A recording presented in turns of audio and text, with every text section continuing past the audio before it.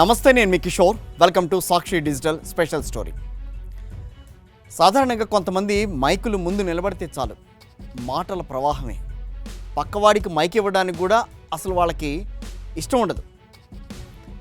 అసలు ఆ మాట్లాడే తీరు కూడా చాలా డిఫరెంట్గా ఉంటుంది. ఆకాశమే హద్దుగా ప్రకటనలు ఇచ్చేస్తారు. ఇదంతా ఎందుకు చెప్పుకుంటున్నామంటే మన స్టోరీ దానికి చాలా రిలేటెడ్గానే ఉంటుంది. మేము అధికారంలోకి రాగానే చాలు 23 లక్షల కోట్ల పెట్టుబడులు తెచ్చేశాం, ప్రపంచ దేశాలన్నీ ఆంధ్రప్రదేశ్ వైపే చూస్తున్నాయి అంటూ సాగిన గొప్పలు వింటుంటే చాలా నిజంగానే ఆంధ్రప్రదేశ్కి ఏదో జరిగిపోతోంది, పైసల వర్షం కురుస్తోంది అని సామాన్యుడు కూడా భ్రమపడ్డాడు. కానీ ప్రెస్ మీట్లలో చెప్పే కథలకి, పార్లమెంట్ అధికారిక రికార్డుల్లో నమోదయ్యే లెక్కలకి పొంతనేమైనా ఉందా? మైకు ముందు ఏం చెప్పినా నడిచిపోతుందేమో కానీ దేశ అత్యున్నత పంచాయతీ పార్లమెంట్లో ఇచ్చే సమాధానాల్లో దాగుడు మూతలు ఎక్కడా కుదరవు కదా.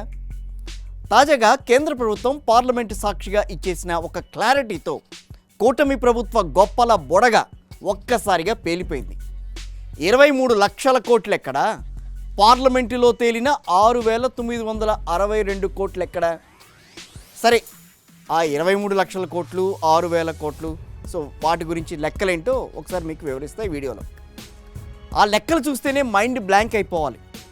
కేవలం 23 నెలల కాలంలో 23 లక్షల కోట్ల పెట్టుబడులు వచ్చేసాయని మైకులన్నీ వెరగొట్టేసి మరీ చెప్పారు. రోజుకి 1000 కోట్ల పైన వచ్చి పడిపోతున్నట్టుగా రంగురంగుల కథనాలు అల్లారు. పబ్లిసిటీ స్టంట్లు జరిగినాయి, గ్రాండ్ ఈవెంట్లు ఉన్నాయి, అట్టహాసంగా సంతకాలు చేశారు. ఒప్పందాల పేరుతో ఈ రకంగా ఒక పెద్ద డ్రామా నడిచింది. మరి ఈ 23 లక్షల కోట్లు నిజంగా వస్తే ఆంధ్రప్రదేశ్లో నిరుద్యోగులందరికీ ఉద్యోగాలు వచ్చేసి ఉండాలి కదా. ప్రతి జిల్లాలో ఒక గూగులో లేకపోతే ఓ మైక్రోసాఫ్టో వచ్చి కూర్చోవాలి కదా. మరి ఏమయ్యాయి ఆ పరిశ్రమలన్నీ? ఎంఓఈలు అంటే తెలుసు కదా, మెమరాండమ్ ఆఫ్ అండర్స్టాండింగ్. అంటే మేము అనుకుంటున్నాం, మీరు వింటున్నారు అని అర్థం కాబోలు. ఇక్కడ భాషలో కాగితం మీద సంతకం పెట్టగానే లక్షల కోట్లు వచ్చేసినట్టుగా బిల్డప్ ఇవ్వడం కూటమి సర్కార్ మార్క్ రాజకీయంలో పాత విద్యగా చూడాలి. ఇప్పుడు అదే విద్యను కొత్త రంగు పూసి ప్రజల మీద ప్రయోగిస్తున్నారు. సామాన్య ప్రజలు కూడా అనుకున్నారు, అమ్మో 23 లక్షల కోట్ల, ఇక మన రాష్ట్రానికి తిరుగులేదు అని. కానీ అధికారికంగా ఆ డబ్బులు ఖాతాలో పడేసరికే అసలు రూపం కాస్త బయటపడింది. టీవీ స్క్రీన్ల మీద, ప్రెస్ మీట్లలో ఎంతైనా చెప్పచ్చు, కానీ పార్లమెంటు రికార్డు ఉంది చూసారా, అది చాలా కరెక్ట్గా చెప్తుంది.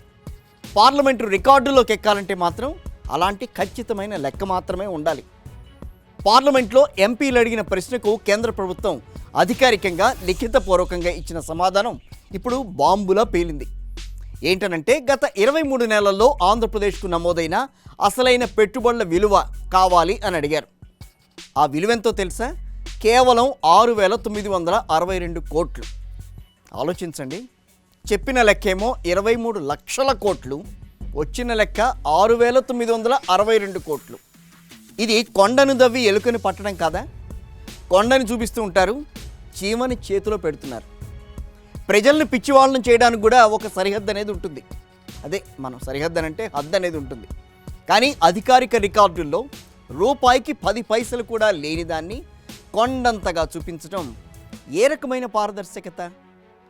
ప్రెస్ మీట్లో మాట మార్చొచ్చు, టీవీ చర్చల్లో కవరు చేయొచ్చు, కానీ పార్లమెంట్ రికార్డులను మార్చటం అటు చంద్రబాబు వల్ల కానీ కూటమి నాయకుల వల్ల కానీ సాధ్యమవుతుందా? చరిత్రలో శాశ్వతంగా నిలిచిపోయేది పార్లమెంటు డాక్యుమెంట్లే, మైకు ముందుకు వచ్చి చెప్పే ఊహాజనిత కథనాలు మాత్రం కావు. ఓవైపేమో రాని పెట్టుబడులను వచ్చాయని చూపిస్తున్నారు, దొంగ లెక్కలతో కాలం వెళ్లదీస్తుంటే, మరోవైపు రాష్ట్రంలోని ప్రజల ఆస్తులను, ప్రభుత్వ రంగాన్ని ఊడ్చేసేసి అటు ప్రైవేటు వ్యక్తులకు దారాదత్తం చేసే పనులు చకచకా జరిగిపోతున్నాయి. కూటమి ప్రభుత్వం అధికారంలోకి వచ్చిన తర్వాత ఏ వర్గం ప్రజలైనా సంతోషంగా ఉన్నారా? రైతులు విత్తనాలు గిట్టుబాటు ధర లేక అల్లాడిపోతున్నారు. నిరుద్యోగులు జాబ్ క్యాలెండర్ల కోసం ఎదురు చూసి అలసిపోయారు. 2 ఏళ్ళు అయిపోయింది, ఇప్పటివరకు క్యాలెండర్ లేదు. సామాన్యుడు నిత్యావసరాల ధరల భారాన్ని మోయలేక సతమతమవుతున్నాడు. ఇక అభివృద్ధి పేరుతో బడా వ్యాపారులకు తమ సొంత వర్గానికి అప్పనంగా ప్రభుత్వ ఆస్తులను దోచిపెట్టే ప్లాన్ అయితే సర్వం సిద్ధంగా ఉంది. రాష్ట్రానికి ఆర్థికంగా కొండంత బలంగా నిలిచే పోర్టులను ప్రైవేటు హస్తగతం చేసేందుకు లైన్ క్లియర్ చేసేస్తున్నారు. పేద విద్యార్థులకు, సామాన్యులకు వైద్యం అందించే ప్రభుత్వ మెడికల్ కాలేజీలను ప్రైవేటీకరించడానికి సన్నాహాలు వేగవంతం చేశారు. అఫ్కోర్స్ ప్రతిపక్ష నేత దగ్గర నుంచి గట్టిగా వార్నింగ్ అయితే వెళ్ళింది. మరి వాళ్ళు దానికి ముందుకు వస్తారా రారా చూద్దాం రాబోయే రోజుల్లో ఏం జరుగుతుందనేది. ఇక ప్రభుత్వం ఇక్కడ వ్యాపారం చేయకూడదు అనే సాకుతో లాభాల్లో ఉండే వ్యవస్థలను ప్రైవేటు పరం చేయడం, వచ్చిన రూపాయిని 10 రూపాయలుగా చూపిస్తూ పబ్లిసిటీ చేయడం. సో మొత్తానికి కూటమి పరిపాలన అంటే ఇదేనా? ఇదే అనుకుంటా. నమ్మించటం, ఆపై మోసం చేయడం. రాజకీయ జీవితంలో కొంతమంది వ్యక్తుల రాజకీయ జీవితంలో ఇది కొత్తది కాదు అన్నది విమర్శకుల మాట. గతంలో కూడా హైటెక్, గ్లోబల్ హబ్, సింగపూర్ దాటిపోతాం అంటూ భారీ డైలాగులతో కాలం గడిపారు. తీరా చూస్తే చేతిలో మిగిలింది శూన్యం. ఇప్పుడు కూటమి ప్రభుత్వం కూడా అదే బాటలో పయనిస్తోంది. 23 నెలల పాలనలో సాధించిందేమిటో చెప్పడానికి ఏమీ లేక ఇలాంటి అభూత కల్పనలతో ఒక గ్రాండ్ ఇమేజ్ని క్రియేట్ చేసుకోవడానికి ప్రయత్నిస్తోంది. ప్రచారం మాత్రం కొన్ని రోజులే నడుస్తుంది. సోషల్ మీడియా మేనేజ్మెంట్ కొన్ని రోజులైతే కవర్ చేస్తుంది. కానీ వాస్తవాలు దాగవెప్పుడు పార్లమెంట్లో రికార్డుల రూపంలో నిజాన్ని ఎప్పటికప్పుడు బయట పెడుతూనే ఉంటాయి. ఇంత ఎందుకు మాట్లాడుకోవాల్సి వస్తుందంటే స్వార్థ రాజకీయ లాభాల కోసం ఆంధ్రప్రదేశ్ ప్రజలను మభ్యపెట్టవచ్చని అనుకుంటే అది వాళ్ళ పొరపాటే. మైకు ముందు ఎన్ని మాటలు చెప్పినా రోజువారీ జీవితంలో ప్రజలు అనుభవిస్తున్న కష్టాలు, వారి కళ్ళ ముందు ఉన్న నిజాలు ఎక్కడికి పోవు కదా. ప్రజలు కోరుకునేది ప్రచార ఆర్భాటాలు కాదు, నిజమైన అభివృద్ధి. వాళ్ళకి కళ్ళారా కనిపించాలి అది అభివృద్ధి అంటే. 23 లక్షల కోట్ల అబద్ధపు లెక్కలు కాదు, కంటికి కనిపించే పరిశ్రమలు, చేతికొచ్చే ఉద్యోగాలు. అధికారిక రికార్డుల్లో 6,962 కోట్లు మాత్రమే ఉంటే 23 లక్షల కోట్లు వచ్చాయని ప్రజల ముందు గొప్పలు చెప్పడం పచ్చిగా కనిపిస్తున్న అబద్ధం కాదా?